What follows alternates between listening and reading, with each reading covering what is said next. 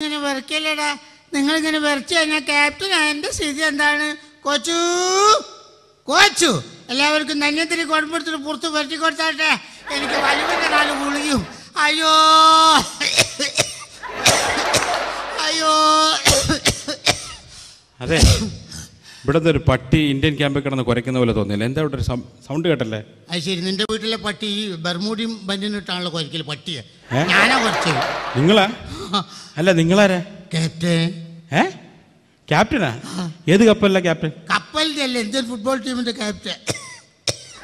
അത് ശരി. അപ്പൊ നിങ്ങൾക്ക് തീരെ സുഖമില്ലല്ലോ. എത്രയായി? 2 കൊല്ലമായില്ലേ ഞാൻ കിടന്ന കിടപ്പ് തന്നെ കിടക്കുന്നു. കളിക്കാൻ വേണ്ടിട്ട് എന്നെ വീൽ ചെയർമേലെ ചുന്തി കൊണ്ടുവന്നൊക്കെ അങ്ങോട്ട്. അത് ശരി. അതെ, ഇപ്പൊ നിങ്ങളുടെ അവസ്ഥ ഇങ്ങനെയാണെന്നുണ്ടെങ്കിൽ മറ്റുള്ളവരുടെ അവസ്ഥ എന്തായിരിക്കും? എന്നെ കാട്ടി മോശം. ഞാനാണ് അവരുടെ വേണ്ട വേണ്ട, മെനക്കെടണ്ട. റിസ്ക് എടുത്ത് നാളെ ബ്രസീലുമായിട്ട് കളിയുള്ളതല്ലേ? അത് ശരി. അപ്പം ബ്രസീലുമായിട്ട് ഏറ്റുമുട്ടാൻ നിങ്ങൾ തീരുമാനിച്ചു അല്ലേ? തീരുമാനിച്ചതല്ല, പിന്നെ തീരുമാനിപ്പിച്ചതാ. ടീമായിട്ടല്ല ഞങ്ങൾ മുട്ടുന്നത്. ചാവേർപ്പട. ചാവേർപ്പട? കളി കഴിയാ വീണു പോവുക, പാക്ക് ചെയ്യാ, എന്തേലേക്ക് കൊണ്ടുപോവുക. അത് ശരി. അല്ല, ഈ ഇവിടെ കിടക്കുന്നവരാണ്? വൈസ് ക്യാപ്റ്റനാ. അത് ശരി. അപ്പൊ റെസ്റ്റ് എടുക്കുമായിരിക്കും നാളത്തെ കളിക്ക് വേണ്ടിയിട്ടല്ലേ? അല്ല അല്ല അല്ല, ബോധം കെട്ട് വീണു പോയതാ. നാളെയാണ് ബ്രസീലിനോട് കളി എന്ന് പറഞ്ഞോടുകൂടി ബോധം കെട്ട് വീണു പോയതാ. ഇടയ്ക്കിടയ്ക്ക് ബോധം വരുമ്പോൾ ചോദിക്കും കളി കഴിഞ്ഞോന്ന്. ഇല്ലാന്ന് പറയലും പിന്നെയും ബോധം കെട്ട് വീണു പോലും. അത് ശരി.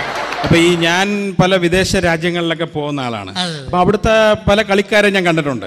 അപ്പൊ ഈ കളിക്കാരെന്ന് പറയുമ്പോൾ വളരെ സ്ട്രോങ് ആയിട്ടുള്ള ആൾക്കാരാണ്. അവരുടെ ആരോഗ്യസ്ഥിതിയൊക്കെ നോക്കുകയാണെന്നുണ്ടെങ്കിൽ വളരെ സ്ട്രോങ് ആയിട്ടുള്ള. പക്ഷെ നിങ്ങളുടെയൊക്കെ അവസ്ഥ എന്താണ്? ഇങ്ങനെയൊക്കെ എങ്ങനെയാ ഞങ്ങൾ തടിക്കുക? എങ്ങനെ ആരോഗ്യം ഉണ്ടാവുക? ഫുട്ബോൾ ഇതിഹാസങ്ങളായ അർജന്റീന, ഇറ്റലി, ബ്രസീൽ ഈ രാഷ്ട്രങ്ങളോടൊക്കെ അവിടുത്തെ ഗവൺമെന്റ് പറഞ്ഞെന്താ അറിയോ? എന്താ? 5 സ്റ്റാർ ഹോട്ടലിൽ മാത്രം താമസിച്ചോളാൻ. ഞങ്ങളോട് ഇന്ത്യ ഗവൺമെന്റ് എന്താ പറഞ്ഞത്? റെയിൽവേ സ്റ്റേഷന്റെ തൊട്ടടുത്ത് താർപ്പായി കൊണ്ട് ടെന്റ് വെച്ച് കെട്ടിട്ട് അണ്ണാച്ചികൾ ഇരിക്കുന്നവർ ഇരുന്നോളാം. പിന്നെ ഇങ്ങനെ തടിക്കുക. അത് ശരി. എന്താ ഈ റെയിൽവേ സ്റ്റേഷന്റെ അടുത്ത് തന്നെ കൊണ്ട് ഇരുത്തിയേക്കുന്നത്? അത് തോറ്റു കഴിഞ്ഞാൽ പോകാൻ സുഖമായല്ലോ. അത് മാത്രം. അവരൊക്കെ കഴിക്കുന്ന ഭക്ഷണം നിങ്ങൾ കണ്ടിട്ടുണ്ടോ? എന്താണ്? ചിക്കൻ, മട്ടൻ, ഫ്രൈഡ്, അതൊക്കെ ഇവിടെ ഓടിക്കുന്ന വണ്ടിയല്ലേ മാഷെ? അതൊക്കെ ഇവിടെ ഓടുന്ന വണ്ടി. അതൊക്കെ അവർ തിന്നുന്ന സാധന. നിങ്ങൾ തിന്നിട്ടില്ലല്ലേ? ഇല്ലില്ല. നിങ്ങൾ തിന്നിട്ടുണ്ടോ? ഞാനിതുവരെ തിന്നിട്ടില്ല. ഞാൻ ആ കളിക്കാർ തിന്നുമ്പോൾ ജനവാലിനുള്ളിൽ കൂടെ ഏന്തി വെച്ച് നുണച്ചിറക്കിയതാ. ഞങ്ങൾക്ക് ആകെ 2 പൊറാട്ടയും കുറച്ച് ഗ്രേവിയാ.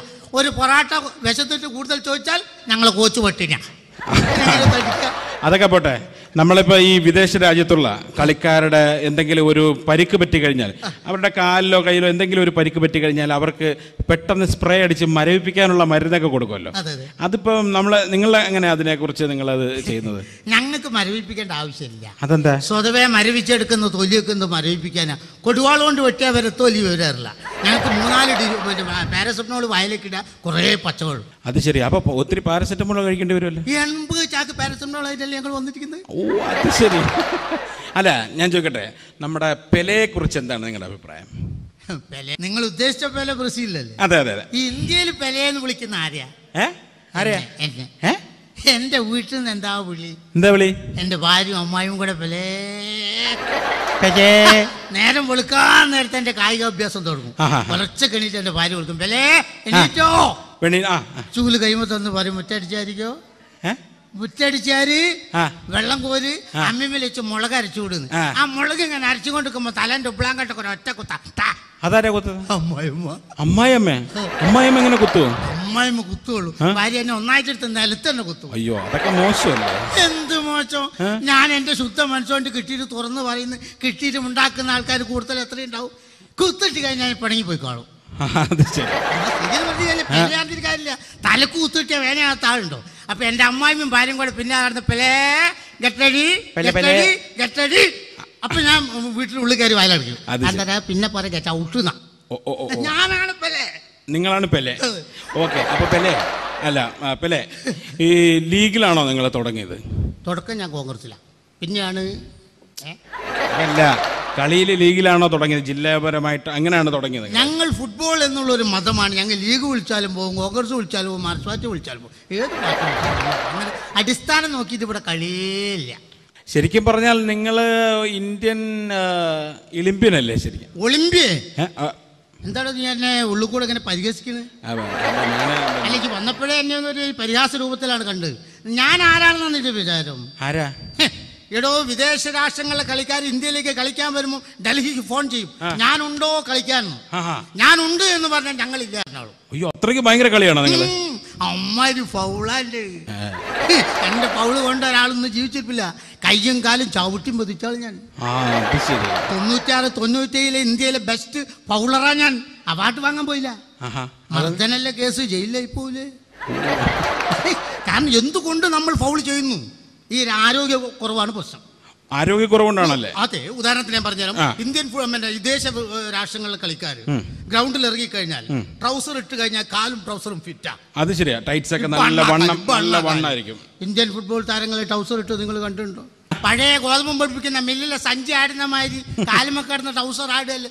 ജീവിതത്തിൽ കാലും ട്രൗസറും കണ്ടിട്ടുണ്ടാവില്ല. ട്രൗസർ കാണാണ്ടായി കഴിഞ്ഞാൽ കാലിന് കത്തയക്കില്ല. കണ്ടിട്ട് കുറെ കാലായിട്ടോന്ന്. അപ്പൊ ഒളിഞ്ഞൊന്ന് കല്ലെടുത്തേറി. പിന്നെ ഞാനുണ്ടോ എന്നല്ല ഫോണ്, പിന്നെ ഏറുണ്ടോന്നാ. അത്ര സ്ട്രോങ് ആണല്ലോ പെലെ. അപ്പോഴേ ഈ പുതിയ തലമുറ ഉള്ള കളിക്കാരോട് എന്താണ് നിങ്ങൾക്ക് പറയാനുള്ളത്? ഒന്നേ പറയാനുള്ളൂ, ആരോഗ്യം ഉണ്ടെങ്കിൽ പണിക്ക് വന്നാൽ മതി. അല്ലെങ്കിൽ വല്ല വാർക്കപ്പണിക്ക് പോവുക. കയ്യും കാലും ഒടിഞ്ഞു കഴിഞ്ഞാൽ ഇന്ത്യയിൽ നോക്കാൻ ക്രിക്കറ്റ് താരങ്ങളെ മാത്രമേ ഉള്ളൂ. ഫുട്ബോൾ താരങ്ങളെ നോക്കാൻ ഒരു അസോസിയേഷനും ഉണ്ടാവില്ല. എനിക്ക് ചോദിക്കാനുള്ളത്, നിങ്ങളുടെ ഇത്രയും കാലത്തെ എക്സ്പീരിയൻസിൽ നിങ്ങൾക്ക് മറക്കാനാവാത്ത എന്തെങ്കിലും അനുഭവം ഉണ്ടോ? ഒന്നും എനിക്ക് മറക്കൂല. അത്രത്തോളം പരുക്കുണ്ട് എനിക്ക്.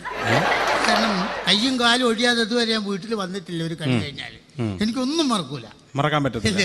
അല്ല, എന്തെങ്കിലും മറക്കാനാവാത്ത ഒരു അനുഭവം? അത് ഫുട്ബോളിൽ എനിക്ക് മറക്കാനാവാത്ത അനുഭവം കോമൺവെൽത്ത് ഗെയിംസിൽ. അതായത് എനിക്ക് SSLCക്ക് പിന്നെ 2 ഗ്രൂപ്പിനും കൂടെ 60 മാർക്ക് കിട്ടിയതിനെ കൊണ്ട് ഡയലോഗ് ഒത്തിരി മെസ്സുണ്ട്. കോമൺവെൽത്ത് ഗെയിംസിൽ ബ്രിട്ടൻ ആയിരുന്നു എതിരാളി. അന്ന് ഞങ്ങൾ കളിച്ചു. ഞങ്ങൾ കളിച്ചു ബ്രിട്ടൻ. ഞങ്ങൾ കളി തുടങ്ങി. ആദ്യ മിനിറ്റ് പെനാൽറ്റി. അതെന്താണ് ആദ്യം പെനാൽറ്റി? ഞങ്ങൾ ആദ്യം ഒരു പ്ലാൻ ചെയ്തിട്ടുണ്ട്. കാലുകൊണ്ട് എന്തായാലും പന്തടിക്കാൻ പറ്റില്ല. അതുകൊണ്ട് സമയം എങ്ങനെ നീട്ടിക്കൊണ്ടുപോകാൻ ഒറ്റ വഴിയുള്ളൂ, കൈകൊണ്ട് പിടിച്ച ആളാണ്. കൈകൊണ്ട് പിടിച്ച കളി തുടങ്ങി. ഞങ്ങളുടെ കളിക്കാരൻ കൈകൊണ്ട് പിടിച്ചു, പെനാൽറ്റി ആക്കി. അന്ന് ഞാനാ ഗോളി. അത് ശരി. നിങ്ങൾ ഗോളി ആയിട്ടുണ്ടാ?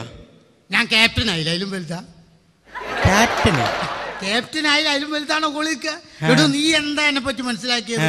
ഇന്ത്യക്ക് വിശ്വസനീയമായ ഒരൊറ്റ ഗോൾ ഇന്ത്യയിൽ ഞാൻ മാത്രമേ ഉള്ളൂ. ഈ കൈ കിട്ടിയ പന്ത് ഇതുവരെ പുറത്തേക്ക് പോയിട്ടില്ല. ഓ, അത് ശരി. അത്ര ഭയങ്കര കളിയാ? അല്ലാന്ന്. പന്ത് കിട്ടേണ്ട തെറിച്ചോവൻ. ആദ്യമായിട്ട് ഗോൾ നിൽക്കല്ലേ ഞാൻ. ഓ, അങ്ങനെ പെനാൽറ്റി അടിക്കാൻ വന്നത് ഡേവിഡ് ബെക്കാം. ഇവനൊന്ന് പന്തൊന്ന് ചുഴറ്റി അതിനൊരു കൊടുങ്കാറ്റടിച്ച ശബ്ദം. എല്ലാരും എന്നെയാ നോക്കുന്നത്. എന്ത് ചെയ്യും എല്ലാരും. ഡേവിഡ് ബെക്കാം ഒന്നും കൂടെ ചോദിച്ചു, ഞാൻ വിടുവോ? ഞാൻ ഏതാ മോൻ? എന്ത് ചെയ്തു എന്ന് ചോദിക്കൂ. എന്ത് ചെയ്തു? അയ്യോ